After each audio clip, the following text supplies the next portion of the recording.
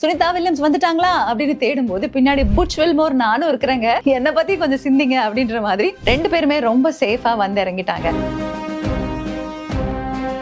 எல்லாத்தையும் மன்னிச்சிருவேண்டா, இதெல்லாம் சொல்லி ஏன்டா பயப்படுத்துறீங்க அப்படிங்கிற மாதிரி ஒரு விஷயத்தை தான் நான் பார்த்தேன். இவங்களுக்கு வந்து தோல் புற்றுநோய் மற்றும் ரத்த புற்றுநோய் வரதுக்கான வாய்ப்புகள் அதிகம் அப்படின்னு இந்த ரிசர்ச் எல்லாம் பண்ணி சொல்லியிருந்தாங்க. அதெல்லாம் ஒன்றும் வராதுங்க. என்ன சம்பளம் கொடுப்பாங்க, இவ்வளவு நாள் அங்க தங்கியிருக்காங்களே, பெரிய வேலையாச்சே, இது வந்து உயிரை பணையம் வைக்கிற வேலையாச்சே அப்படிங்கிற மாதிரி கேள்வி வந்திருக்கும். சிறப்பு சம்பளமோ கூடுதல் சம்பளமோ எல்லாம் கொடுக்க மாட்டாங்க, பேட்டா எங்கம்மா தராங்க, பூரா சம்பளத்துல கழிச்சு விடுறாங்க அப்படின்ற மாதிரி இருக்கா கேட்கறதுக்கு. 8 நாட்கள் ஆய்வுக்காக அனுப்பப்பட்டவங்க 286 நாட்கள் ஸ்பேஸ்ல இருந்திருக்காங்க. இந்த ஸ்பேஸ் ஸ்டேஷன்ல பணிபுரியறவங்க அவங்க விண்வெளி ஆராய்ச்சியிலும் ஈடுபடணும், அதே சமயத்துல இந்த ஸ்பேஸ் ஸ்டேஷனை கையாளவும் செய்யணும். புறப்பட ஆரம்பிச்சதுல இருந்தே நிறைய பிரச்சனைகளுக்குள்ளயும் நிறைய சர்ச்சைகளுக்குள்ளயும் வந்து அது போய்கிட்டே இருந்ததுன்னு வச்சுக்கோங்களேன். ஏன்னா அதோட டாக்கிங் முறையே சரி கிடையாது. இது டாக் பண்ணும்போது ஹீலியம் வாயு வந்து கசிஞ்சுது அப்படின்னு சொன்னாங்க.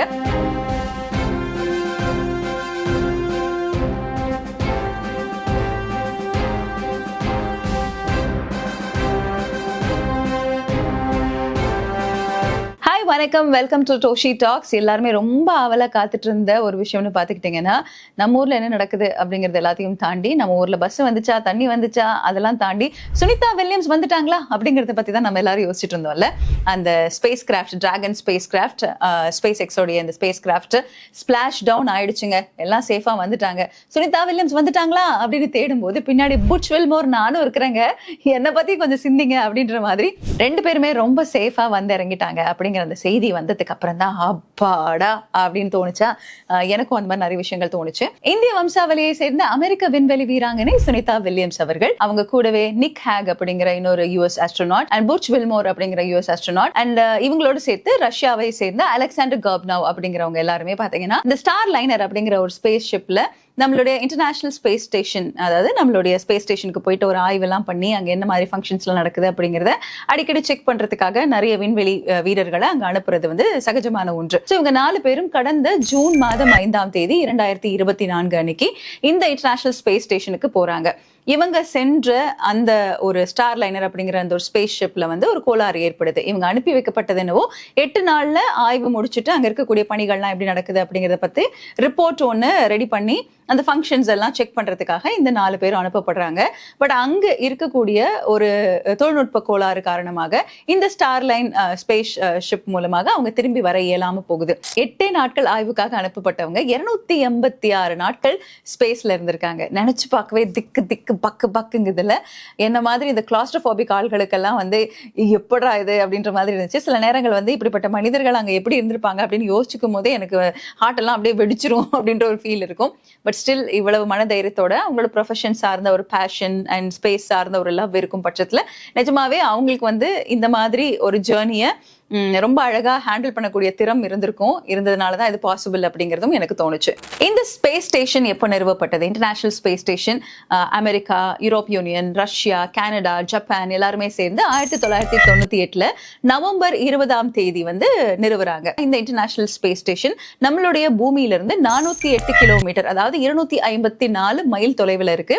மணிக்கு 28,000 கிலோமீட்டர் வந்து இது பூமியை சுத்தி வருது. இந்த இன்டர்நேஷனல் ஸ்பேஸ் ஸ்டேஷன் 109 மீட்டர் நீளம், 73 மீட்டர் அகலம், 45 மீட்டர் உயரம் மற்றும் 450 டன் எடை கொண்டது. இந்த இன்டர்நேஷனல் ஸ்பேஸ் ஸ்டேஷன் பொறுத்த வரைக்கும் பாத்துக்கிட்டீங்கன்னா உள்ள ஒரு 7 பேர் இருந்து எப்பவுமே பணி செஞ்சுட்டு இருப்பாங்க. 6 மாதங்களுக்கு ஒரு முறை இவங்களை பணி மாற்றம் செய்வது வழக்கம். அதாவது அந்த நபர்கள் வந்து பூமிக்கு வருவாங்க, மறுபடி வந்து வேற அங்க இருக்கக்கூடிய அந்த 7 நபர்கள் வந்து மாற்றப்படுவாங்க. இது அப்படியே அந்த ஷஃப்லிங்ல போய்கிட்டே இருக்கும்.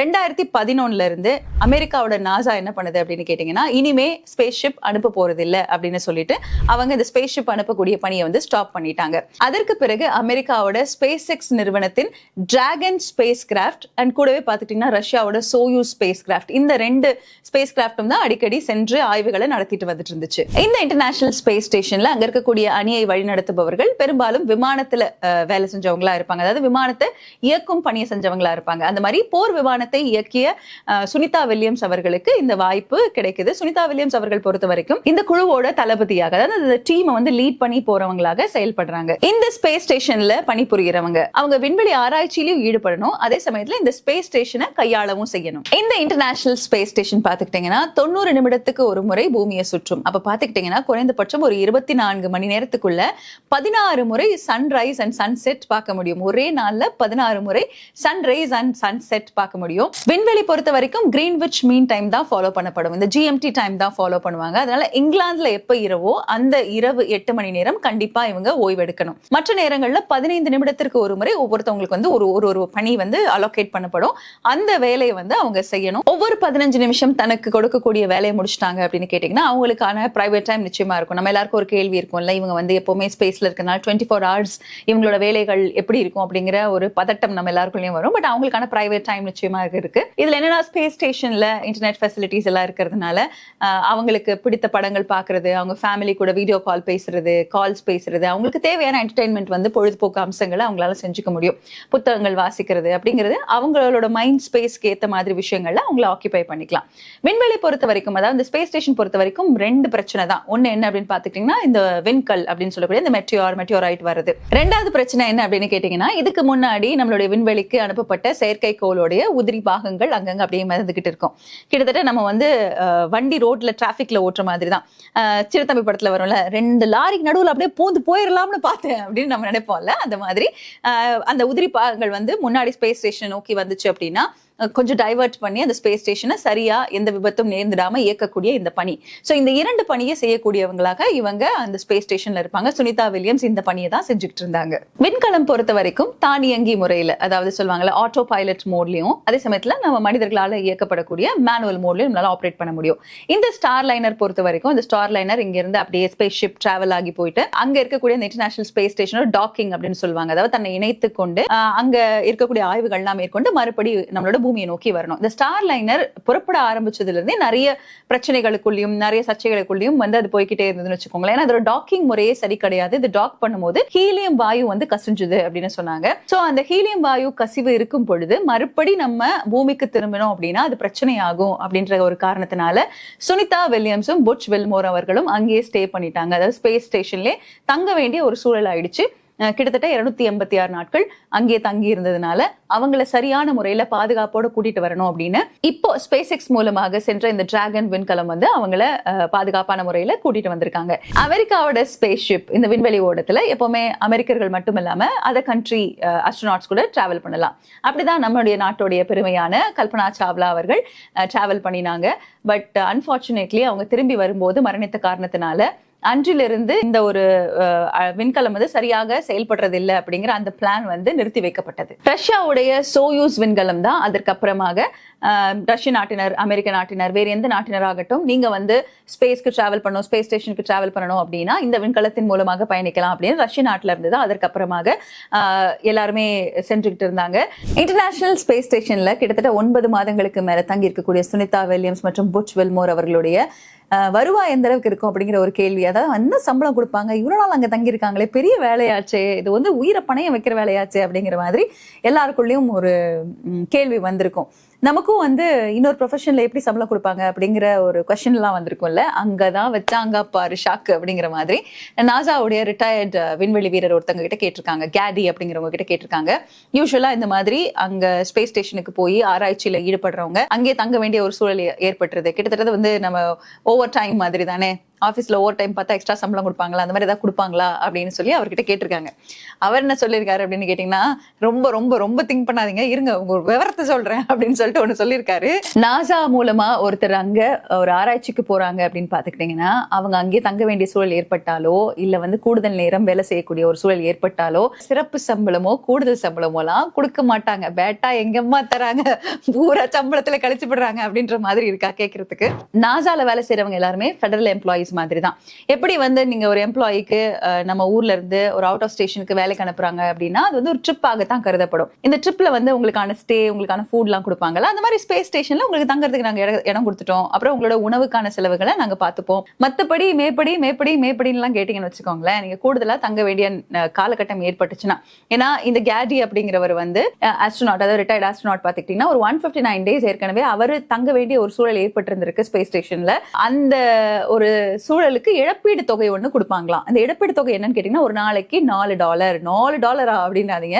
இந்த $4 அப்படிங்கிறது ரூபாய் 347, ஜஸ்ட் ருபீஸ் 350 பக்கம் ஒன்லி அப்படின்ற மாதிரி அவர் சொல்லியிருக்காரு. ஸோ அவர் வந்து அந்த நாட்களை முடிச்சு இங்க வரும்போது அவருக்கு கிடைச்ச அந்த எக்ஸ்ட்ரா கேஷ் என்ன அப்படின்னு பாத்துக்கிட்டீங்கன்னா ரூபாய் 55,000, ஜஸ்ட் 55,000 கொடுத்திருக்காங்க. ஸோ 286 நாள் அப்படின்னு பாத்துக்கிட்டீங்கன்னா பழைய கணக்குப்படி ஒரு நாளைக்கு $4 இல்ல வந்து இந்த காலத்துக்கு ஏற்ற மாதிரி இன்கிரிமெண்ட் பண்ணிருக்காங்களா அப்படிங்கிற விஷயங்கள்லாம் இனிமேதான் அறிவிக்கப்படும், இனிமேதான் உறுதி செய்யப்படும். ஸோ உறுதி செய்யப்பட்ட பிறகு நான் உங்களுக்கு சொல்றேன். இப்போதைக்கு இதுதான் மேட்ரு, இப்படிதான் வந்து அவங்களுடைய சம்பளம் வந்து கால்குலேட் பண்ணப்படும், நீங்க ரொம்ப பெருசாலாம் யோசிச்சுக்காதீங்க அப்படின்னு சொல்லி அவர் சொல்லியிருக்காரு. விண்வெளியில நீண்ட நாட்கள் தங்கியிருக்கக்கூடிய வீரர்களுக்கு வரக்கூடிய ஹெல்த் இஷ்யூஸ் என்ன அப்படிங்கறதெல்லாம் சமயமா நம்ம பார்த்துட்டு இருந்தோம். நிறைய பேர் வந்து ஏங்க அவங்க இன்னும் திரும்பியே வரல, அதுக்குள்ள அவங்களோட ஹெல்த் இஷ்யூஸ் எல்லாம் பத்தி பேசுறீங்க அப்படின்னு சமூக வலைத்தளங்கள்ல பரவலாக பேசுறத நம்ம பாக்குறோம்.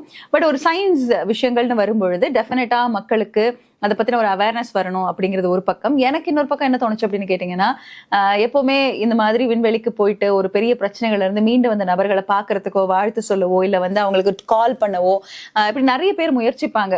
அதெல்லாம் கட் டவுன் பண்ணணும் அப்படிங்கிறதுக்காக அவங்க ஹெல்த் தான் priority. So don't disturb them. இதெல்லாம் இந்த சேலஞ்சஸ்லாம் அவங்களோட பிசிக்கலி மென்டலி அவங்க ஃபேஸ் பண்ண வேண்டியிருக்கும். அப்புறமா அவங்க பாசம், உங்களுடைய நல விசாரிப்பு, குசல விசாரிப்பு, பூங்கொத்து தருதல், வாழ்த்து தருதல், போட்டோ எடுத்தல், அதெல்லாம் அப்புறமா வச்சுக்கோங்க, முதல்ல நம்ம அவங்களை சரி பண்ணிடலாம் அப்படிங்கிறதுக்காக இதெல்லாம் பேசுறாங்களோ அப்படிங்கிற ஒரு ஃபீல் இருந்தது. But still awareness is very very important இல்லைங்களா?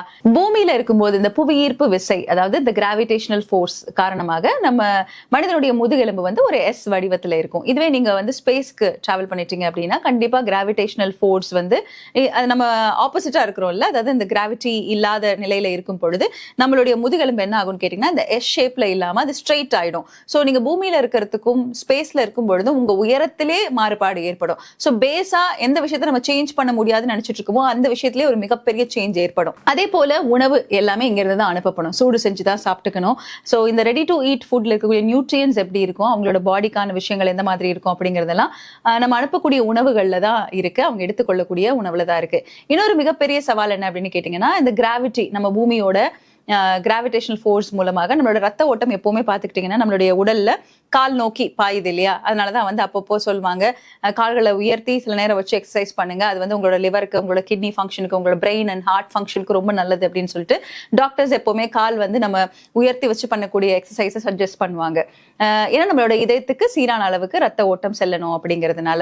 அதனால இங்க இருக்கும் போது இருக்கக்கூடிய இந்த இதய துடிப்பு வேகத்தை விட நீங்க வந்து விண்வெளிக்கு போகும்போது நமக்கு அங்க கிராவிடேஷனல் ஃபோர்ஸ் கிடையாது அப்படிங்கிறதுனால உடல் முழுக்க ரத்தம் வந்து சீராக ஓடிக்கிட்டே இருக்கும். ஸோ ரொம்ப சீராக இயங்கக்கூடிய இடத்துல ஒரு 8 மாசம் 9 மாசம் இருந்தவங்களுக்கு டக்குன்னு இந்த கிராவிடேஷனல் ஃபோர்ஸ்க்கு ஷிஃப்ட் ஆகும்போது அந்த பாடியில் இருக்கக்கூடிய ரத்தம் எல்லாமே வந்து கால்களை நோக்கி பாய ஆரம்பிக்கும். ஸோ இதயத்துக்கான ரத்த ஓட்டம் வந்து கொஞ்சம் குறையும் பொழுது பால்பிட்டேஷன் வரலாம் அப்படின்றது சொல்லுவாங்க.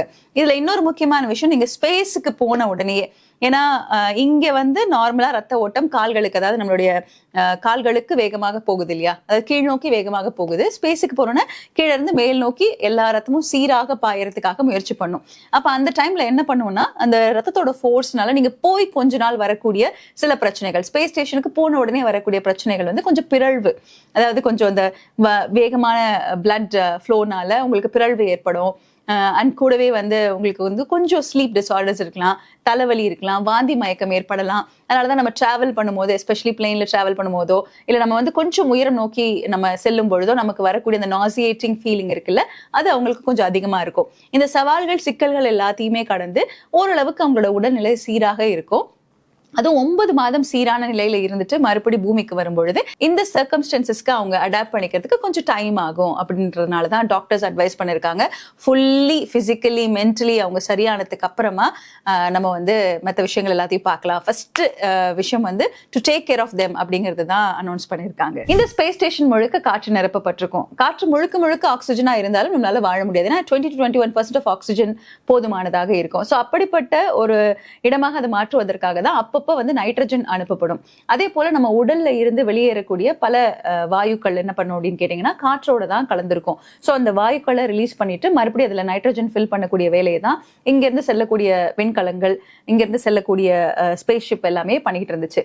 இதுல போயிங் நிறுவனத்துக்கும் நம்மளுடைய ஈலான் மஸ்கோடைய ஸ்பேஸ் எக்ஸ் நிறுவனத்துக்கும் தான் இந்த ஒப்பந்தங்கள் வழங்கப்பட்டன. ஸோ ஸ்பேஸ் ஸ்டேஷன்ல இருக்கக்கூடிய சவால்கள் என்னென்ன அப்படிங்கறத நம்ம பார்த்தோம். அவங்க பூமிக்கு வரும்போது இருக்கக்கூடிய சவால்களை பத்தி தான் இன்னும் விரிவா நம்ம பேச போறோம். பூமியில கீழே இருக்கும்போது நம்மளுடைய பாடியோட ஃபங்க்ஷன், நம்ம மசில்ஸ் அண்ட் போனுடைய ஃபங்க்ஷன் வந்து ரொம்ப அதிகமா இருக்கும் இல்லைங்களா. நம்ம வந்து நிறைய நடப்போம், நமக்கான வேலைகள் இருக்கும், எக்ஸசைஸ் பண்ணுவோம். ஸோ இந்த ஆக்டிவிட்டிஸ் ஜாஸ்தி இருக்கும். ஸ்பேஸ் பொறுத்த வரைக்கும் இந்த ஆக்டிவிட்டிஸ் குறைவாகிறதுனால எலும்புகளுடைய பயன்பாடு அப்படிங்கிறது ரொம்ப குறைவாக இருக்கும். அதனால ஸ்பேஸ்ல இருக்க இருக்க என்ன ஆகும்னு கேட்டீங்கன்னா 1% ஆஃப் இந்த போன் டென்சிட்டி வந்து குறையும் அப்படின்னு சொல்றாங்க. அதே போல என்னன்னா இதற்கப்புறமா அவங்களோட பாதங்கள் வந்து ரொம்ப அதிகமா நடந்து பழக்கப்பட்டிருக்காது, புவி ஈர்ப்பு விசை இல்லாத ஒரு காரணத்தால மிக மென்மையாக குழந்தைகளின் பாதம் போல ஆகியிருக்கும். அதனால அவங்க நடக்கும்போது வலி ஏற்படலாம். ஸோ நிறைய ஸ்ட்ரென்தனிங், அவங்களோட எக்ஸசைஸ் கண்டிப்பா என்ன பொறுத்த வரைக்கும் இதெல்லாம் நிறைய பேர் அச்சுறுத்தல்களாக சொன்னா கூட எனக்கு என்ன தோணும் அப்படின்னு கேட்டீங்கன்னா, உங்களோட ஜாப் பத்தி உங்களுக்கு தெரியும்னா you know the risk too.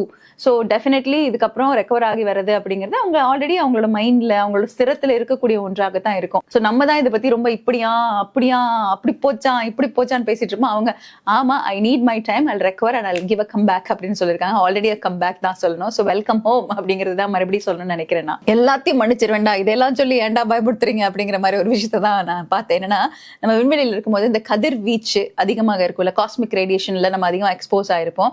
So இதனால இவங்களுக்கு வந்து தோல் புற்றுநோய் மற்றும் ரத்த புற்றுநோய் வரதுக்கான வாய்ப்புகள் அதிகம் அப்படின்னு இந்த ரிசர்ச் எல்லாம் பண்ணி சொல்லியிருந்தாங்க. அதெல்லாம் ஒன்றும் வராதுங்க, அவ்வளவுதான் நான் சொல்லுவேன். என்ன வச்சுக்கோங்களேன், அதற்கான ப்ரிவென்டிவ் மெஷர்ஸ் டெஃபினெட்லி எடுத்திருப்பாங்க. இல்லை அதை தாண்டி ஏதாவது ஒரு சில பிரச்சனைகள் இருக்கும் பட்சத்துல அதை தீர்க்க வல்ல மெடிக்கல் ஃபெசிலிட்டிஸ் நம்ம எல்லாருக்கிட்டையும் இருக்கு. ஒரு லிஸ்ட் போட்டுக்கிட்டே போகலாம், அதுக்காக இவ்வளவா அப்படின்ற மாதிரி இருக்கும். உடனே எல்லாரும் வந்து ஒரு ஆராய்ச்சியில ஈடுபட்டுருவாங்க. பட் இந்த சவால்கள் எல்லாம் இருப்பதாக செய்திகள் பரவச்சு. பட் இதையெல்லாம் தாண்டி அவங்க வந்து ரெக்கவர் ஆகி பியூட்டிஃபுல்லா மறுபடி வந்து நிறைய சாதனைகள் படைக்க காத்துட்டு இருக்காங்க. ஒரு 60 வயசுல யோசிச்சு பாருங்களேன், ஸ்பேஸ் ஸ்டேஷனுக்கு போயிட்டு 286 நாட்கள் தங்கிட்டு மறுபடி பூமிக்கு வரக்கூடிய அந்த சாதனை, அந்த வரலாற்றுல என்றுமே இருக்கக்கூடிய பெயர்கள் அப்படின்னு பாத்துக்கிட்டீங்கன்னா சில பெயர்கள் நிச்சயமாக உண்டு. அதுல சுனிதா வில்லியம்ஸ் அவர்களும் புட்ச் வில்மோர் அவர்களுடைய பெயரும் என்றைக்கும் உண்டு. அவங்க அதை பத்தி தான் திங்க் பண்ணுவாங்கன்னு எனக்கு தோணுது. அமெரிக்காவுடைய கெனடி விண்வெளி மையத்துல இருந்து மார்ச் 17ஆம் தேதி டிராகன் விண்கலம் ஸ்பேஸ் ஸ்டேஷன் நோக்கி பயணிச்சுது. இந்த பயணத்துல மெக்லன், நிக்கோல் அயர்ஸ், அதுக்கப்புறமா கிரில் பெஸ்கோவ், இவர் கூட இன்னொருத்தர் இருந்தாரு, அவர் பேர் டக்கியோ ஒனிஷி. ஆமா, இந்த டக்கியோ ஒனிஷி, இந்த 4 பேரும் வந்து கிளம்பி அங்கே போனாங்க. அதற்கு பிறகுதான் மார்ச் 18ஆம் தேதி அங்க சேஃபா ரீச் ஆனதுக்கு அப்புறமாக மறுபடி அவங்க பூமிக்கு திரும்பி வரக்கூடிய பயணத்தை மேற்கொள்றாங்க. இந்த 4 வீரர்கள் அங்க போனதுக்கு அப்புறமா அவங்க பரஸ்பரம் நம்ம நிறைய வீடியோஸ் பார்த்தோம். அவங்க எல்லாம் ஒன்னா பார்த்து சந்தோஷமா ஆஹா வந்தாச்சு, நம்ம சேஃபா லேண்ட் ஆயிடலாம், நம்ம பூமிக்கு போயிடலாம் அப்படிங்கிற ஒரு ஹோப் வந்து கொடுத்துருந்தாங்க. அதுக்கப்புறம் நடந்தது எல்லாமே நம்ம நாசாவுடைய லைவ்ல பார்த்திருப்போம். நம்ம சுனிதா வில்லியம்ஸ் அவர்கள், புட்ச் வில்மோர் அவர்கள், நிக் ஹேக் அவர்கள் அண்ட் கூடவே அலெக்சாண்டர் காப்னாவ், ரஷ்யாவை சேர்ந்த ஒரு ஆஸ்ட்ரோனாட், இவங்க 4 பேருமே ரொம்ப சேஃபா மார்ச் 19ஆம் தேதி, அதாவது இப்ப நான் ரெக்கார்ட் பண்ணிட்டு இருக்க நேரம்படி இன்று, பட் புளோரிடாவோட நேரம்படி, நம்ம இந்தியன் நேரம்படி பாத்துக்கிட்டீங்கன்னா மார்ச் 19 அன்னைக்கு புளோரிடாவில் 5:57 PM மாலை நேரமும், நம்மளுடைய இந்தியன் டைம் படி 3:27 AM, அதாவது அதிகாலை ஒரு 3 டைம்ல அவங்க சேஃபா வந்து லேண்ட் ஆயிருக்கிறாங்க. இதுதான் ரொம்ப அழகான விஷயம். அங்க அந்த லேண்ட் ஆன டைம்ல பாத்துக்கிட்டீங்கன்னா அந்த ஸ்பிளாஷ் டவுன் நடந்த உடனேயே அங்க சுத்தி நிறைய டால்பின்ஸ் எல்லாம் போச்சா, டால்பின்கள் வரவேற்றன சுனிதா வில்லியம்ஸை அப்படின்னு டைட்டில் எல்லாம் போட்டிருந்தாங்க. மொத்தத்துல வந்துட்டாங்கப்பா, வந்தாச்சு, அவங்க ரெக்கவர் ஆகி மறுபடியும் ஒரு சூப்பர் கம் பேக் கொடுக்க போறாங்க. அதற்கு பிறகு அங்க இருந்த சுவாரஸ்யமான நிறைய விஷயங்கள் நமக்காக பகிரப்படும் அப்படின்னு நம்ம நம்பலாம். இது ஒரு எல்லாருமே ஏதாவது சொல்லுவாங்க, நாடே உற்று நோக்கிய ஒரு விஷயமாக இந்த ஒரு பயணம் நம்ம எல்லாருக்குள்ளேயும் இருந்தது. இன்ஃபேக்ட் இதுக்கு அப்புறமா தான் ஸ்பேஸ் பத்தி நம்ம எல்லாரும் போய் தேடி இருப்போம், படிச்சிருப்போம். இன்ஃபேக்ட் நானும் கூட இந்த சாதனைகள் நடக்கும்போது சாதனைகளை மேற்கோள் காட்டுறோம். பட் அதுல இருக்கக்கூடிய சவால்கள் என்னென்ன அப்படிங்கிறது, ஏதாவது ஒரு பிரச்சனை வரும்போதுதான் நம்ம திருப்பி பாக்குறோமோ அப்படிங்கிற ஒரு ஃபீல் நிச்சயமாக இருந்தது.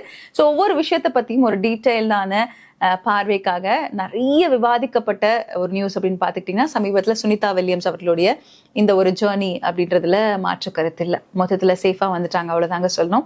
தேங்க்யூ ஃபார் வாட்சிங். நிறைய அழகான விஷயங்கள் எப்பவும் போல டோஷி டாக்ஸில் வரும். ஸோ கீப் வாட்சிங், கீப் சப்ஸ்கிரைபிங். தேங்க்யூ.